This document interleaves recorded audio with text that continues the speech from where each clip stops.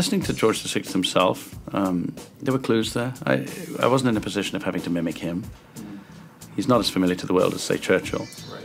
But I got quite a bit of information from that, and from listening to our writer, David Seidler, talk about his own struggle with the stamp, where he talked about it as being something like a drowning sensation.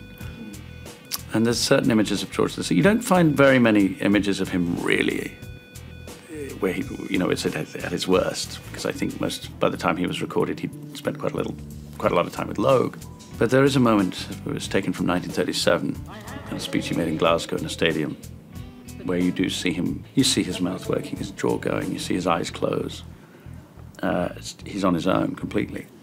And you draw from things like that. It's very hard not to empathise with him when you watch it. It can bring a tear to your eye. Yes, in a way. You wouldn't want Bertie to be alerted to that fact, right. Because, the stigma about psychoanalysis and therapy of that kind hasn't disappeared. It depends where you live in the world, but certainly I think if you go to London, you'll find an awful lot of people that still have the same fear of it or skepticism of it that existed back then. Certainly a man of that generation, certainly a man from that family. Right. And the idea that, you saw how he reacts to personal questions. What was your earliest memory? I'm not here to discuss personal matters. Well, why are you here then? Because I bloody well stammer. Do you know any jokes? Timing isn't my strong suit.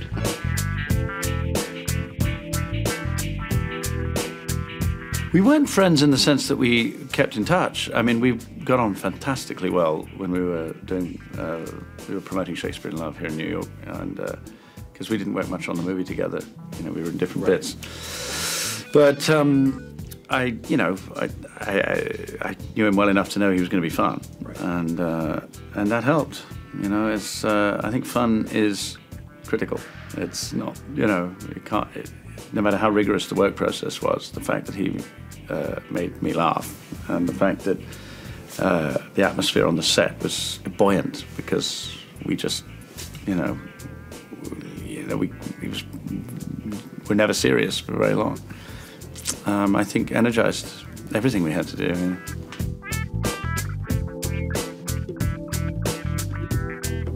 All that talk is code for the movie's good. We saw it at the festivals. We think it has enormous potential, and thank heavens, because it's a tiny film, and it's not going to get out there unless the festival buzz is there. Right. So I think it's just all it means is a great start.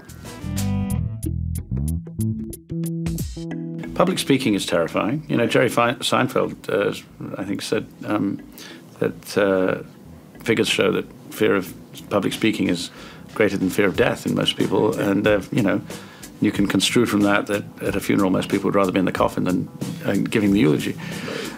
So yes, I've been mortified at the idea of making speeches, and I have forgotten lines on stage, and you don't just forget a line, you go into a hole. You don't know where you are. There's no way out. And you sort of come out somehow. That's the extraordinary thing. So, I think everyone who ever has to appear publicly, perhaps everyone in the world has the anxiety dream where you're up and you don't know what you have to do. I think certainly Single Man. I think that George Falconer, if anything that I find difficult to shake off, is that one. I'm completely possessed by that character, not just as portrayed in the film, but from the book. Tom Ford felt the same. When I say possessed, I don't feel like I'm sort of,